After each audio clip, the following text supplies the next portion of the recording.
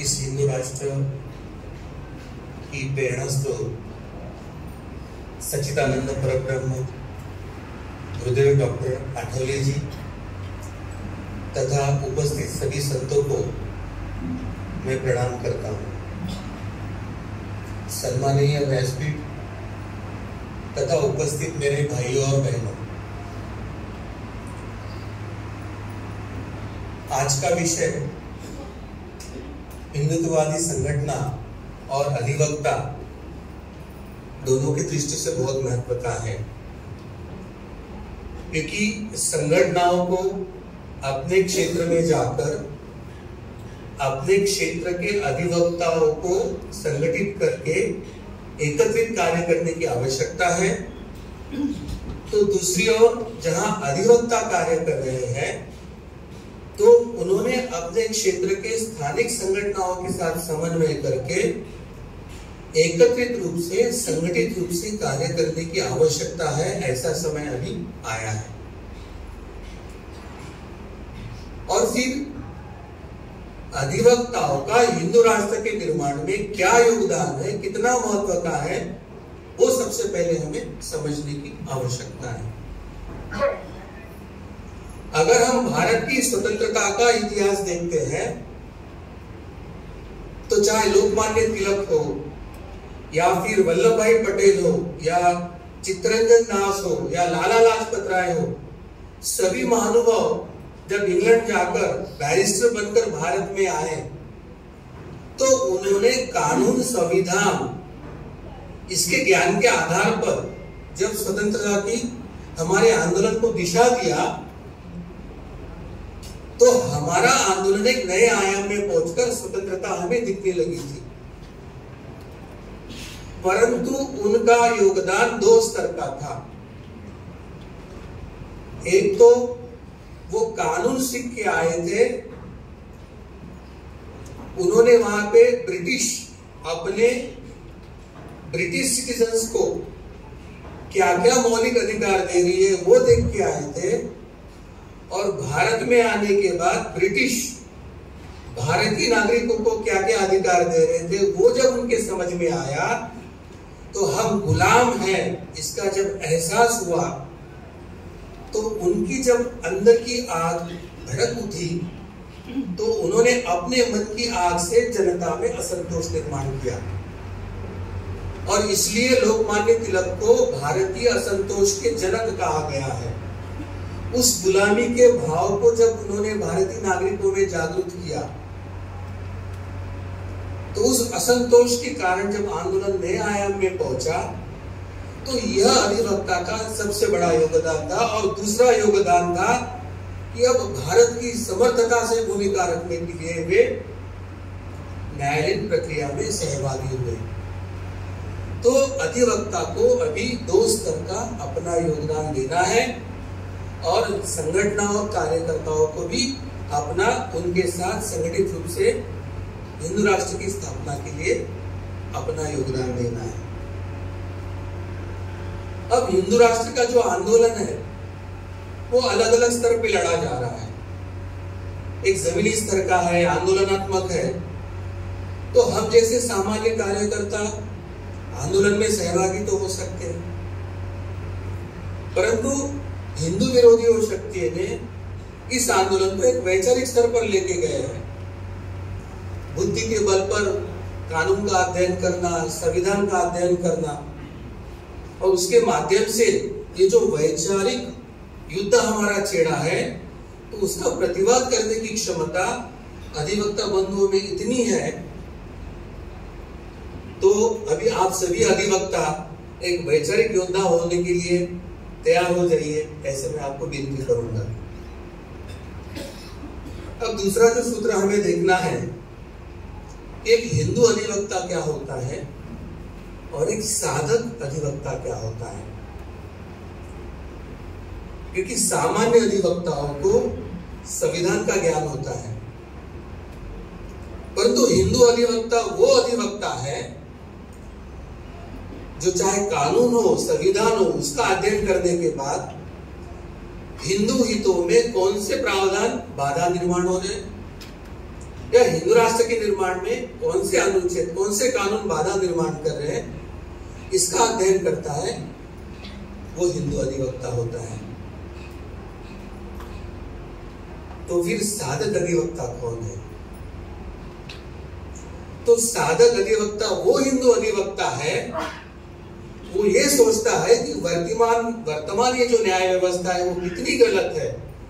इस न्याय व्यवस्था को हटाकर हम हमारी पारंपरिक युगों से चलने वाली जो व्यवस्था है उसको कैसे लागू करें, इसके बारे में चिंतन मनन करता है, उसके बारे में अध्ययन करता है, अभ्यास करता है, वो लागू करे इसके लिए साधना करता है, संतों का मार्गदर्शन लेता है, और ये जो प्रयास करता है वो साधक अधिवक्ता होता है। आप सब हिंदू अधिवक्ता निश्चित है, परंतु इस धर्म संस्था बना के इस काल में, इस वैचारिक युद्ध में मैं आप सबसे यही विनती करूंगा कि हमें साधक अधिवक्ता बनकर यह संघर्ष हमें करना है और उसके लिए हमें तैयार होना है। अब राम मंदिर के निर्माण में अधिवक्ता या न्यायालयीन प्रक्रिया का क्या महत्व था हम समझ लेंगे। 500 वर्ष का संघर्ष, 15 से अधिक पीढ़ियां उसमें खप गई। अनेक लोगों ने अपना आत्म बलिदान भी किया, परंतु उस माध्यम से राम मंदिर हमें नहीं मिल पाया। और फिर 1992 में 6 दिसंबर को एक ऐसा दिन आया जब आक्रोशित हिंदू सब तरफ से अयोध्या पहुंचा और उसने अपना जब आक्रोश व्यक्त किया तो जो अतिक्रमित बाबरी ढांचा था उसको उन्होंने ढहा दिया और भूमि को समतल कर दिया। फिर भी हमें राम मंदिर नहीं मिला, और उसके बाद जो शुरू हुआ वो वैचारिक और बौद्धिक युद्ध था, और जो हमारे अधिवक्ताओं ने लड़ा है, और फिर जाकर कहा राम मंदिर के निर्माण की प्रक्रिया हुई। तो इस अधिवेशन को अत्यंत गर्व है, इस जो वैचारिक और बौद्धिक लड़ाई में जिन्होंने खड़े हुए, उसमें भी कुछ अधिवक्ता यहाँ पर है, और उसमें विशेषकर पूज्य हरिशंकर जी जैन जो इस अधिवेशन में इस बार नहीं आ पाए, और अभी हमने जिनको सुना था विष्णु शंकर जी जैन, उन्होंने प्रमुखता से अपनी भूमिका निभाई थी।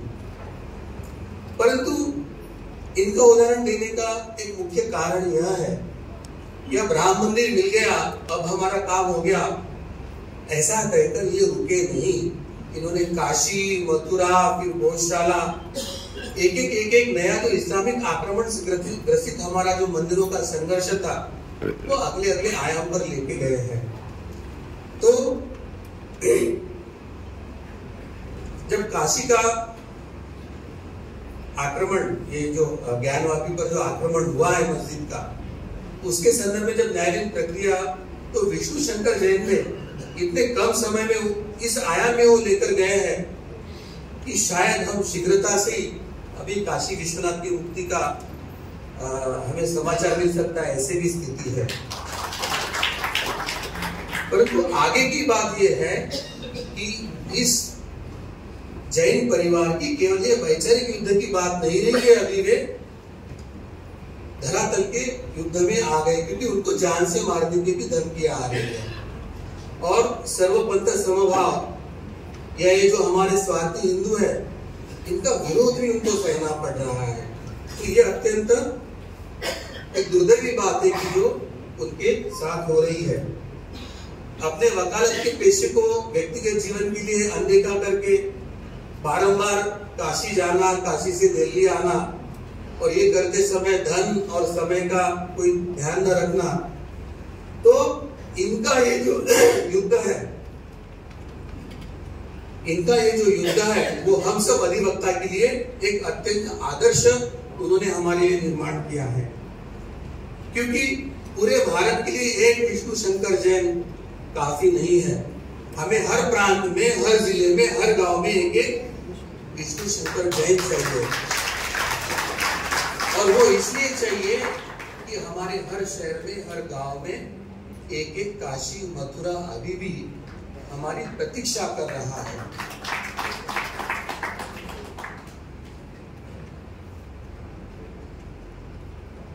भारत माता की जय, भारत माता की जय।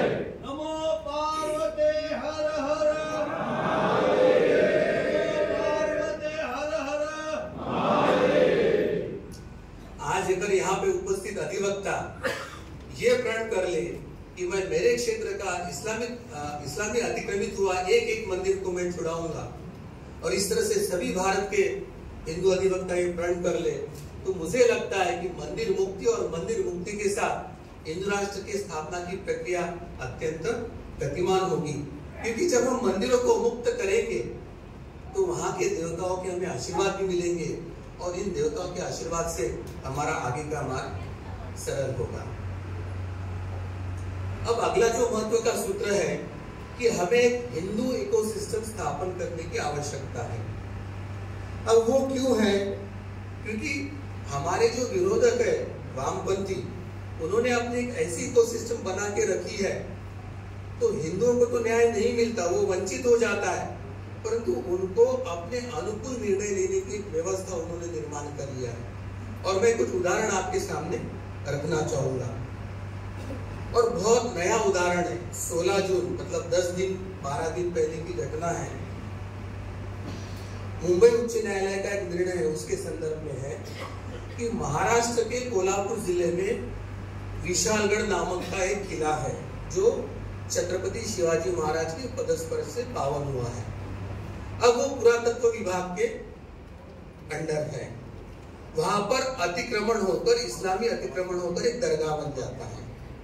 सतर्क हिंदुत्ववादी और हिंदू जनजागृति समिति ने तुरंत आंदोलन किया, सरकार के पास कंप्लेंट किया, और सरकार को ध्यान में आने के बाद उसको अतिक्रमण हटाने की कार्रवाई प्रारंभ होती है। तुरंत उच्च न्यायालय में इस्लामिक लोग पहुंचते हैं और ये अतिक्रमण गिराने के लिए न्यायालय उसको स्टे कराते हैं। अब बकरी ईद आ गई, वो दूसरी अर्जी लगाते हैं कि हमें कुर्बानी लेने के लिए परमिशन दे दीजिए, और न्यायालय उनको परमिशन दे देता है। अब स्थिति ऐसे है कि ये आर्कियोलॉजिकल प्रोटेक्टेड साइट है, वहां पे अतिक्रमण हुआ है, और अतिक्रमण हुआ है या नहीं और वो गिराना है कि नहीं उसका निर्णय नहीं हुआ, परंतु कुर्बानी के लिए न्यायालय ने परमिशन दे दिया। अब दूसरी ओर अगर हम देखते हैं हिंदुओं के संदर्भ में न्यायालय कौन सा चश्मा पहनता है, और सो कॉल्ड माइनॉरिटी जो सेकंड लार्जेस्ट मेजॉरिटी है उसके संदर्भ में न्यायालय कौन सा चश्मा पहनता है, वो हमें देखना होगा। अब बलि प्रथा की जब बात आती है तो हिंदू बलि नहीं दे सकते हैं, उस पर न्यायालय प्रतिबंध लाता है। उड़ीसा, केरल और अन्य जगह ये अंधविश्वास है करके इसको प्रतिबंधित करने की वो बात करते हैं। तो अब प्रश्न उठता है कि अगर हिंदुओं की अगर बलि प्रथा यह अंधविश्वास है और ये गैर कानूनी असंवैधानिक है, तो अब प्रश्न उठता है कि वो कौन सा चश्मा है जिसके कारण इस्लाम की कुर्बानी उनको कानूनन दिखती है और उसको न्यायालय परमिशन देता है। ये प्रश्न के बारे में हम सबको चिंतन करना होगा, और इस प्रश्न को लेकर हमें समाज में जाकर समाज को बताना होगा कि न्यायालय के वो दो चश्मे कौन से हैं कि जिसमें से हिंदू करे तो वो गुनाह होता है, और सो कॉल्ड अल्पसंख्यक जो सेकंड मेजॉरिटी है वो करे तो वो कैसे उनके लिए कानून होता है। इस बात की चिंता करने की आवश्यकता है। पर इसके लिए कुछ बातें हमें देखना होगा कि हिंदुओं की दही हंडी तोड़ना है गोकुलाष्टमी को, तो उसकी ऊंचाई कितनी होगी वो न्यायालय तय करेगा, वो आप नहीं तय करोगे। अब दूसरी जो बात है कि दिवाली आती है तो पटाखे फोड़ने से प्रदूषण होता है, वो न्यायालय तय करेगा। 25 दिसंबर और 31 जनवरी को प्रदूषण नहीं होता है, उसमें छूट दी जाती है। नाग पंचमी उत्सव में प्राणियों पे अत्याचार होता है करके नाग पंचमी में बंदी आती है, कुर्बानी में प्राणियों पे अत्याचार नहीं होता है। जलीकट्टू में बैलगाड़ी की शर्त होती है, तो उससे बैलों पे अत्याचार होते हैं, मगर स्लॉटर हाउस में कटने वाले पशु पर कोई अत्याचार नहीं होते हैं। तो अब प्रश्न आता है कि कौन से चश्मे से देखने के बाद न्यायालय को ये कुर्बानी गलत नहीं दिखती है, इस पर हमें विचार मंथन करने की आवश्यकता है। और अधिवक्ताओं का दायित्व ये होता है कि भारत के संविधान ने हमें समान और समानता स्थापित करने का एक मौलिक अधिकार दिया है, तो न्यायालय हिंदुओं को वो अधिकार कैसे नकार सकता है जो वो स्वयं अल्पसंख्यकों को दे रहा है?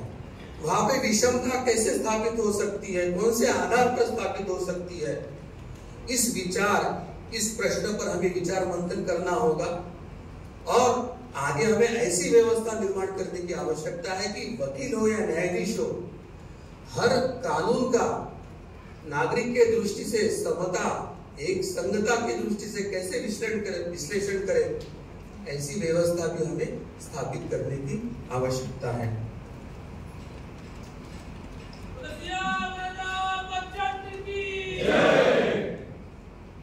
दूसरा जो उदाहरण मैं बताना चाहता हूं वो कोरेगांव भीमा जो दंगा हुआ था उसके संदर्भ में है। तो प्रधानमंत्री मोदी जी की हत्या का एक षड्यंत्र उजागर होके वहां पे कुछ अरेस्ट हो जाती है। उसमें अरुण परेरा, बर्नान गोंजाल्वेस, शोमा सेन, रोना विल्सन, बर्बरा राव आदि आदि आदि नाम उसमें है। ये शहरी नक्सली है। अब प्रधानमंत्री के हत्या का षड्यंत्र है, उनको अरेस्ट होती है, तो ये जो विकृत इतिहासकार है रोमेला थापर सीधा सुप्रीम कोर्ट में जाके पिटीशन लगाती है। और फिर न्यायालय क्या करता है? न्यायालय कहता है कि ये सम्माननीय व्यक्ति है, उनको अरेस्ट किया है, परंतु हम उनको हाउस अरेस्ट में रखेंगे। यहाँ पर आज अधिवक्ता भी और हिंदुत्ववादी संगठन है। हमारे न्याय संहिता में ऐसा कौन सा प्रोविजन है कि जिसके आधार पर हम किसी को हाउस अरेस्ट दे सकते हैं? ये जो कंसेशन है, जो संविधान में नहीं लिखा है, किसी कानून में अनुच्छेद में नहीं आया है, वो न्यायालय इस अर्बन नक्सलियों को दे कैसे रहा है? अगर इसकी तुलना से अगर हम हिंदुओं के संदर्भ में देखते तो कौन से गौरक्ष है, कौन से साधु संतों को हाउस अरेस्ट आज तक दिया है? हमारे टी राजा सिंह जो लोक प्रतिनिधि है, उन पर अरेस्ट करके सीधा उनको जेल में डाल दिया जैसे कोई बड़े कोई गुनहगार हो। हमारे साथी प्रज्ञा सिंह या कर्नल पुरोहित की अगर हम विचार करते हैं तो उनको तो जानवरों जैसा बर्ताव किया था जब उनको अरेस्ट किया गया था। और सबसे महत्व की बात है, ये जो दाभोलकर, पानसरे या गौरे लंकेश के मामले में जो गिरफ्तार युवक है, वो भी प्रतिष्ठित घराने से और उनकी आयु अत्यंत कम है, परंतु 6-6, 8-8 वर्ष हो रहे, अभी भी वो कारावास में है। क्या इनको हाउस अरेस्ट नहीं दी जा सकती थी? अभी दाभोलकर के इसमें निर्दोष मुक्त हुए डॉक्टर जो वीरेंद्र तावड़े हैं, वे स्वयं प्रतिष्ठित भी है और ये इनकी सर्जन भी है, परंतु उनके 8 वर्ष कारावास में गए और अभी जाकर वो निर्दोष साबित हुए। तो इस 8 वर्ष का हिसाब देगा कौन और लेगा कौन? और हमारे जो अधिवक्ता है, जो हिंदुत्व के लिए बिना मूल्य लड़ रहे थे, श्री पुनालेकर जी, जो स्वयं एक प्रतिष्ठित है, उच्च न्यायालय में वो प्रैक्टिस करते हैं, उनको जब अरेस्ट करने की बात है तो उनके लिए भी हाउस अरेस्ट की कभी बात नहीं आई है। तो ये जो दो चश्मे कौन से हैं, हमें वो ढूंढने की आवश्यकता है। अगर राष्ट्र एक है, समानता ये तत्व है, कानून के सामने सभी समान है ये तत्व है, तो कौन सा चश्मा कब उतारा जाता है और कब पहनाया जाता है, इसका हमें अध्ययन करने की आवश्यकता है। अब हमें देखना है कि हेट स्पीच का कारण देकर क्या क्या कार्रवाई हुई। विष्णु शंकर जैन ने भी इसके बारे में कुछ बातें यहाँ पर बताई है। हम देखते हैं कि स्वामी नरसिंहानंद है, कालीचरण महाराज है, काजल हिंदुस्तानी है, टी राजहंसी है, सुरेश चौहान जी है, विश्व हिंदू परिषद के शंकर गायकर है, आदि आदि अनेक लोगों पर हेट स्पीच के मामले रजिस्टर हुए हैं। अब सुरेश चौहान जी के ऊपर मामला क्यों रजिस्टर हुआ? क्योंकि उन्होंने हिंदवी स्वराज्य की स्थापना की शपथ लिया। मुझे ऐसे लगता था कि छत्रपति शिवाजी ने जो रायरेश्वर में जाके शपथ लिया था, वो अगर शपथ इस काल में ली होती तो शायद उन पर भी हेट स्पीच का वो गुना दाखिल किया होता। तो हमें ध्यान में रखने की आवश्यकता है कि इस प्रकार की ये जो चल रहे हैं उसके लिए तीस्ता सेटलवाड़ का जो सीजेपी नाम का एक संगठन है वो स्वयं प्रेरणा से हिंदुओं के विरोध में अपराध दर्ज कर रहे हैं। मगर दूसरी तरफ अगर हम देखते हैं नुपुर शर्मा का जब प्रकरण चल रहा था और सर तन से जुदा की बात चल रही थी तो कितने मुसलमानों के विरुद्ध हेट स्पीच का प्रमाण दाखिल हुआ, कोई बता सकता है? एक भी नहीं हुआ है। तमिलनाडु में जो सत्ताधारी लोग हैं, जो मुख्यमंत्री और मिनिस्टर है, वो जब सनातन को डेंगू मलेरिया HIV करके समूल नाश की बात करते हैं तो उनके विरुद्ध में कितने गुने दाखिल हुए, कितने अपराध दाखिल हुए? एक भी नहीं हुआ है।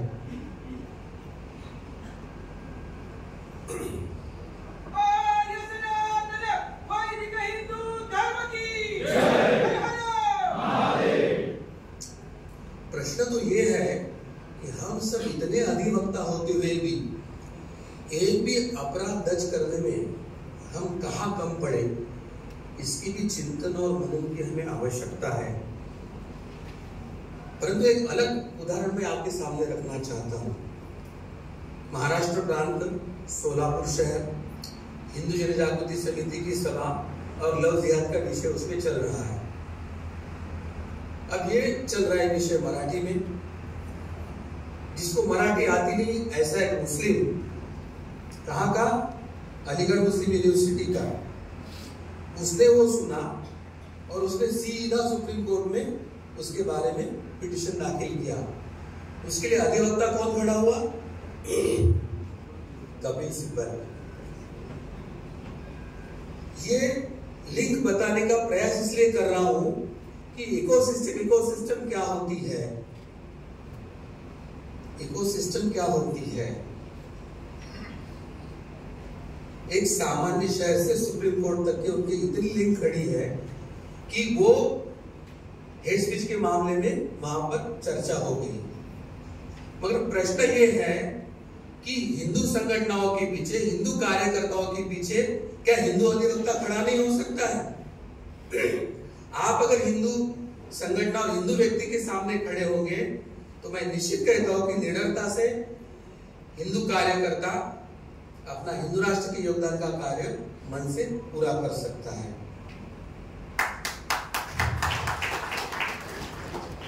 अब सुप्रीम कोर्ट में चर्चा होने के बाद उन्होंने कुछ प्रतिबंधित आदेश जारी कर दिए। तो टी राजा सिंह को अनेक क्षेत्र में प्रवेश के लिए बंदी कर दिया और सभा ना हो ऐसी परिस्थिति निर्माण हो गई। परंतु दूसरी जो अच्छी बाजू थी कि हमारी सभा में जो उपस्थित है पूज्य कुलकर्णी काका जी और खुश खंडेलवाल जी, उन्होंने क्या किया कि इस प्रतिबंध के विरोध में फिर उच्च न्यायालय में गए और जब वस्तुस्थिति उनको बताई तो सब जो बंधन थे निरस्त किए और उनको सभा में जाने के लिए परमिशन मिल गया और वो सब सभाएं संपन्न हुई। तो जितनी बुरी बात है तो हम प्रयास करते हैं तो कुछ अच्छी बातों को भी हम निर्माण करने की प्रक्रिया में रह सकते हैं।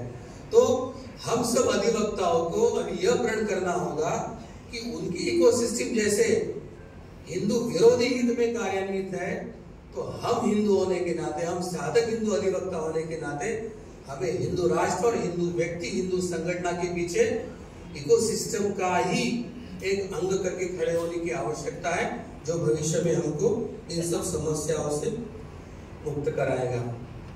अब मंदिर सरकारीकरण से मुक्ति का विषय कल परसों काफी डिटेल में हुआ है।